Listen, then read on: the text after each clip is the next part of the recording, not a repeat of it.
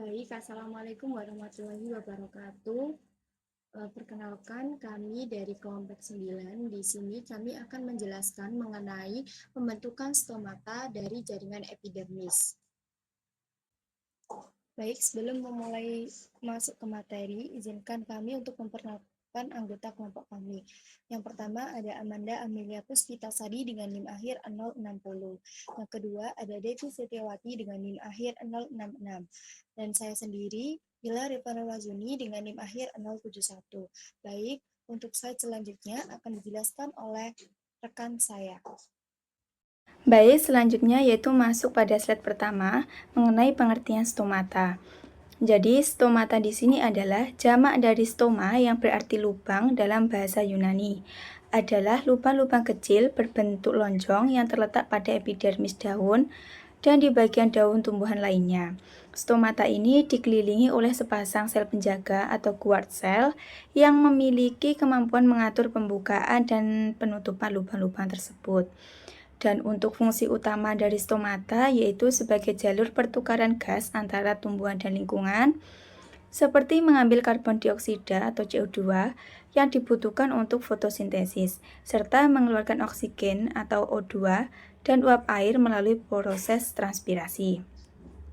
Nah, di bawah ini terdapat gambar dari skematik stomata.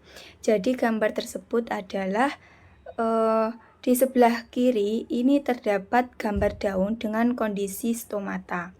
Jadi stomata terbuka atau open stomata dan stomata tertutup atau closed stomata. Nah, pada stomata terbuka ini terlihat jalur masuknya karbon dioksida atau CO2 ke dalam daun yang diperlukan untuk fotosintesis, serta jalur keluarnya air H2O dan oksigen O2 ke lingkungan. Nah, aliran ini menunjukkan fungsi dari stomata sebagai pintu pertukaran gas dan pengontrol penguapan air atau transpirasi pada tumbuhan. Nah, di tengah dan di kanan ini terdapat bagian detail dari struktur sel stomata, yaitu dalam keadaan terbuka dan tertutup. Nah, bagiannya yaitu ada guard cell atau sel penjaga. Nah, ini adalah sepasang sel berbentuk seperti ginjal yang mengelilingi pori stomata. Nah, fungsinya yaitu untuk membuka dan menutup stomata. Selanjutnya ada stomatal pore atau pori stomata. Ini adalah ruang di tengah sel penjaga tempat pertukaran gas terjadi. Selanjutnya ada nukleus atau inti sel. Ini adalah bagian di dalam sel penjaga yang mengontrol aktivitas sel. Selanjutnya ada kloroplas. Nah, di kloroplas ini adalah organel dalam sel penjaga yang dapat melakukan fotosintesis unik karena tidak semua sel epidermis memiliki kloroplas. Selanjutnya yaitu vakuole atau rongga sel.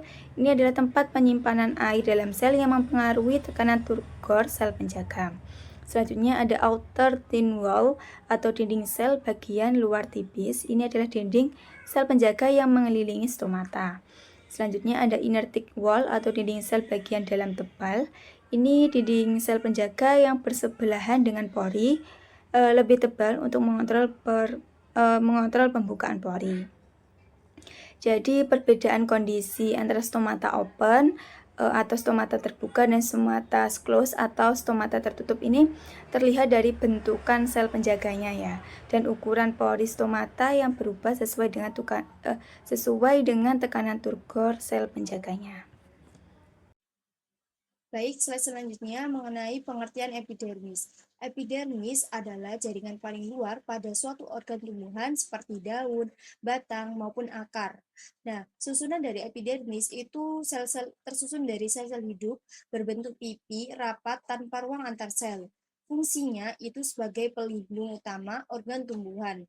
Ciri-ciri epidermis itu yang pertama ada tersusun dari satu lapis sel atau uniseriata.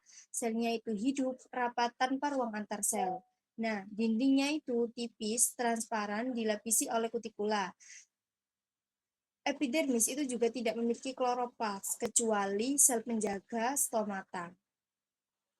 Kalau kita lihat pada gambar di sebelah kanan, bagian paling luar daun itu ada epidermis, epidermis atas dan bawah, tersusun dari satu lapis sel yang bentuknya itu pipih dan rapat, tanpa ruang antar sel, sesuai dengan ciri yang tadi sudah dijelaskan awal.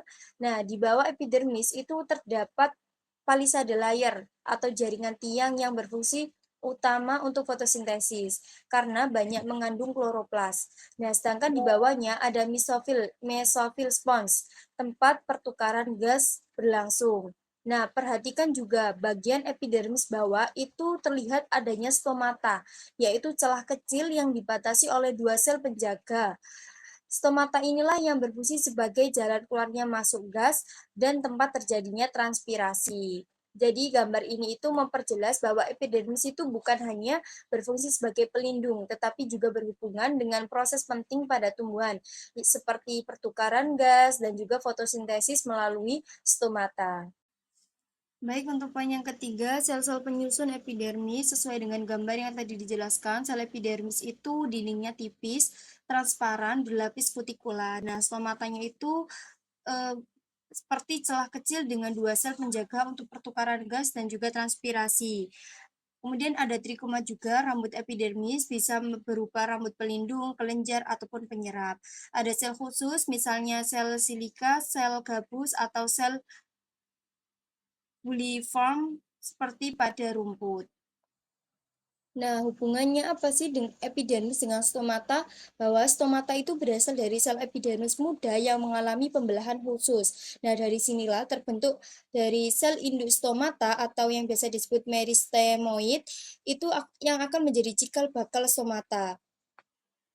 Sekarang kita lihat gambar di sebelah kanan, ini adalah struktur stomata yang terdapat pada jaringan epidermis. Di bagian tengah ada stomatal pore atau celah kecil yang menjadi jalur keluar masuknya gas, misalnya CO2, masuk untuk fotosintesis dan uap air keluar melalui proses transpirasi. Nah, celah ini itu dibatasi oleh dua sel penjaga atau guard cell. Sel penjaga punya bentuk khusus, bisa membuka dan juga menutup sesuai dengan tekanan turgor di dalamnya. Uniknya dari sel penjaga ini itu mengandung kloroplas, tidak seperti sel epidermis lainnya. Nah, di samping sel penjaga atau guard cell ada subsidiary sel atau sel tetangga yang membantu fungsi sel penjaga dalam mengatur, membuka dan metutupnya stomata. Nah, kalau kita lihat lebih detail, gambar bawah itu merupakan memperlihatkan dua tampilan, yaitu bagian tampak atas itu terlihat celah stomata dan guard cell atau sel penjaga. Terus yang kedua, tampak potongan cross section, kita bisa lihat posisi guard cell di antara sel-sel epidermis. Jadi dari gambar ini itu jelas bahwa stomata itu bagian khusus dari epidermis yang sangat berfungsi sangat penting dalam pertukaran gas dan juga pengaturan transpirasi pada tumbuhan. Nah, selanjutnya adalah proses pembentukan stomata. Nah, terdapat gambar di sebelah kanan, kita bisa lihat bagaimana proses pembentukan stomata dimulai. Awalnya itu berasal dari sel epidermis muda. Tidak semua sel epidermis akan berubah menjadi stomata, hanya sel tertentu yang mengalami spesialisasi. Nah, sel epidermis ini yang khusus ini akan berdiferensiasi menjadi sel induk stomata dan juga atau biasa disebut meristemoid. Nah, cirinya dari sel induk stomata ini adalah ukurannya itu lebih kecil dibandingkan dengan sel epidermis biasa. Bentuknya itu agak membulat, kemudian sitoplasmanya itu lebih padat dan aktif membelah. Di dalam gambar ini, sel berwarna oranye itu ditunjukkan sebagai meristemoid mother cell atau MMC yang nantinya membelah dan menghasilkan meristemoid berwarna merah. Meristomoid inilah yang akan berkembang lebih lanjut menjadi calon stomata. Jadi tahap pertama ini itu menjelaskan bahwa meristomoid itu berperan sebagai cikal bakal stomata sebelum nantinya itu berkembang ke tahap berikutnya yaitu guard mother cell atau GMC. Nah, jadi setelah terbentuk meristemoid pada tahap pertama, sel ini kemudian melakukan pembelahan asimetris. Artinya, pembelahan ini menghasilkan dua sel dengan ukuran dan posisi yang berbeda. Dari hasil pembelahan ini ada dua kemungkinan. Satu sel itu tetap menjadi meristemoid untuk melanjutkan perkembangan menjadi stomata. Terus yang satu sel lainnya itu berubah menjadi sel tetangga yang berfungsi membantu kerja sel penjaga stomata nantinya. Nah, kalau kita lihat di gambar, posisi sel yang dihasilkan itu juga berbeda, menunjukkan pembagian fungsi juga berbeda pastinya. Proses ini tuh sangat penting supaya stomata itu memiliki struktur yang seimbang dengan jaringan epidermis di sekitarnya. Jadi intinya tahap kedua ini adalah fase pembelahan asimetris yang memastikan ada sel calon stomata dan sel pendukungnya. Selanjutnya yakni tahap ketiga. Sel meristemoid mengalami pembelahan simetris, yaitu pembelahan menjadi dua sel dengan ukuran yang sama. Nah, kedua sel ini akan berkembang menjadi sel penjaga. Bentuknya sel penjaga itu pada tumbuhan dikotil itu biasanya mirip ginjal, pada tumbuhan monokotil misalnya rumput itu bentuknya seperti dumbbell. Nah, di antara dua cord sel atau sel penjaga terbentuklah celah kecil yang disebut porus stomata, yaitu lubang yang nantinya berfungsi sebagai jalur keluar masuknya gas CO2 ataupun O2 dan uap air. Selain itu, sel tetangga yang sudah terbentuk di tahap sebelumnya itu berperan penting untuk membantu sel penjaga, guard atau guard cell. Mereka akan mengatur tekanan turgor sehingga stomata itu bisa membuka dan menutup dengan efektif. Selanjutnya, setelah tahap diferensiasi selesai, stomata akhirnya terbentuk sempurna dan sudah bisa berfungsi. Strukturnya terdiri dari dua sel penjaga yang mengapit porus. Porus stomata yaitu celah kecil di antara guard cell atau sel penjaga yang menjadi jalan keluar masuknya gas. Kemudian ada juga sel tetangga di sekitar stomata yang membantu mendukung dan mengatur tekanan turgor. Dengan struktur ini, stomata itu berperan penting dalam pertukaran gas maupun pengaturan transpirasi. Jadi, di tahap ini, stomata sudah benar-benar fungsional dan siap menjalankan perannya bagi tumbuhan. Nah, setelah kita tadi membahas mengenai proses pembentukan dari stomata, selanjutnya kita akan membahas mengenai tahapan perkembangan dari stomata sendiri. Stomata terbentuk melalui serangkaian diferensiasi sel epidermis. Tentunya kita sudah belajar sel epidermis merupakan sel pada bagian luar. Yang pertama adalah sel induk stomata atau biasa disebut meristematoid mother cell atau MMC, di mana sel epidermis tertentu membelah secara asimetris, menghasilkan satu sel kecil yaitu meristemoid dan satu sel besar. Proses kedua yaitu meristemoid, yaitu sel yang lebih kecil tadi, dengan keterangan sel kecil yang terbentuk akan berfungsi sebagai calon sel penjaga, atau yang sering kita sebut sebagai guard cell. Sel ini memiliki sifat mirip meristem, yaitu masih bisa membelah lagi. Untuk perkembangan proses ketiga yaitu sel induk penjaga atau yang kita sebelumnya sebut sebagai guard mother cell (GMC). Meristemoid berkembang menjadi sel induk penjaga. Sel ini kemudian membelah secara simetris. Berbeda pada perkembangan pertama tadi, pembelahan secara asimetris, dan pada proses ketiga ini pembelahan dilakukan secara simetris.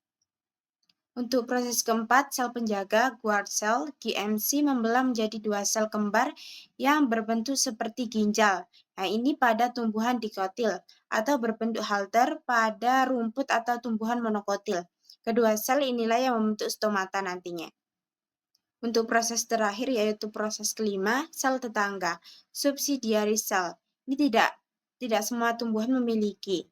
Pada beberapa jenis tumbuhan, sel di sekitar stomata ikut berdiferensiasi menjadi sel tetangga yang membantu fungsi dari stomata sendiri. Nah, selanjutnya yaitu masuk pada tipe perkembangan stomata. Berikut adalah perbedaan bentuk dan susunan stomata yang mencolok antara dikotil dan juga monokotil. Jadi yang pertama ini ada tumbuhan dikotil. Di sini sel penjaganya itu berbentuk ginjal. Kedua, stomatanya itu tersebar tidak beraturan dan selanjutnya biasanya di permukaan bawah daun. Nah, yang kedua ini terdapat tumbuhan monokotil, itu sel penjaganya itu berbentuk halter.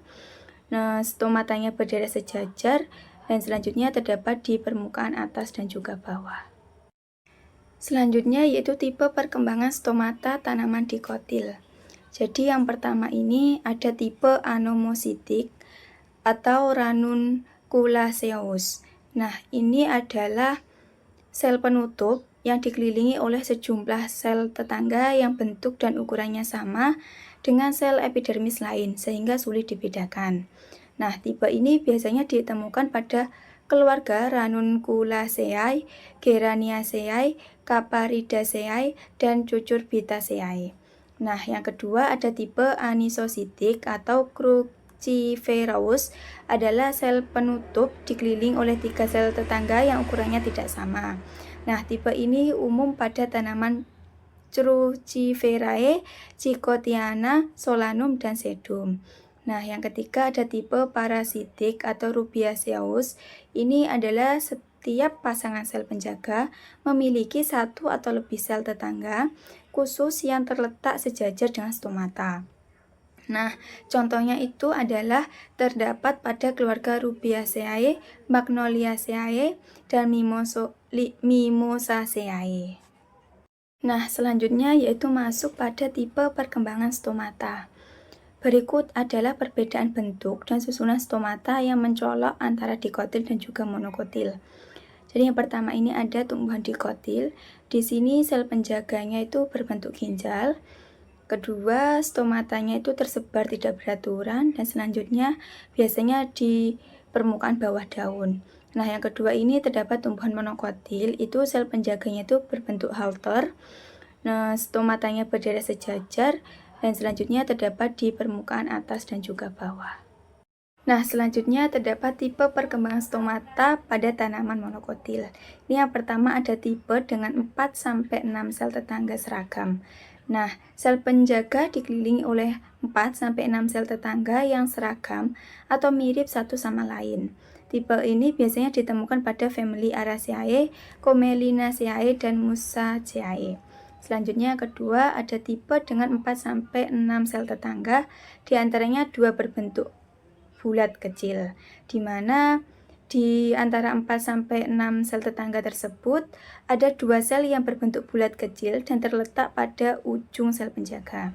Nah, tipe ini biasanya terdapat pada spesies dari famili Palmae, Pandanaceae, dan Chilantaceae. Nah, selanjutnya ketiga ada tipe dengan 2 sel tetangga sejajar. Sel penjaga didampingi oleh 2 sel tetangga yang sejajar dengan sisi panjang sel penjaga satu di setiap sisi. Nah, tipe ini ditemukan pada famili Pontederiaceae, Butamales, Alismatales, dan Juncales. Selanjutnya ada tipe tanpa sel tetangga jelas. Nah, ini adalah sel penjaga tidak dikelilingi atau tidak bergabung dengan sel tetangga tambahan yang jelas. Untuk tipe ini lazim pada ordo Liliales, Diacorales, Iridales, dan Orchidales. Nah, untuk akhir dari pembahasan kita yaitu mengenai faktor pembentukan dari stomata. Faktor pertama merupakan faktor genetik. Jadi, setiap spesimen punya pola, jumlah, dan distribusi stomata yang khas. Tidak ada tumbuhan atau spesimen yang memiliki faktor genetik yang sama 100% satu dengan lainnya. Terus kemudian ada cahaya. Intensitas cahaya tinggi merangsang pembentukan stomata lebih banyak, terutama pada bagian daun paling atas. Karena apa? Karena pada bagian daun atas sendiri merupakan ada banyak kandungan kloroplasnya. Untuk faktor ketiga yaitu kadar karbon dioksida. Konsentrasi CO2 rendah di udara dapat meningkatkan kepadatan stomata. Terus untuk faktor keempat, kelembapan udara. Kelembapan tinggi mendukung pembentukan stomata lebih banyak, sedangkan kondisi kering cenderung menekan pembentukannya. Nah, untuk faktor kelima yaitu air tanah. Ketersediaan air mempengaruhi jumlah dari stomata sendiri. Pada tumbuhan di lingkungan kering, biasanya memiliki stomata lebih sedikit untuk mengurangi proses transpirasi. Keenam yaitu nutrisi, terutama nitrogen. Cukup nitrogen dapat mendukung perkembangan daun dan kepadatan dari stomata. Dan untuk faktor ketujuh yaitu hormon tumbuhan. Hormon seperti sitokinin dan brasinosteroid berperan dalam diferensiasi sel stomata. Nah, untuk teman-teman, usai sudah pembahasan kita mengenai pembentukan stomata dari jaringan epidermis. Bila ada salah kata, kami mohon maaf. Dan untuk teman-teman kita, mari rawat tumbuhan karena mereka menjaga kehidupan kita. Terima kasih. Wassalamualaikum warahmatullahi wabarakatuh.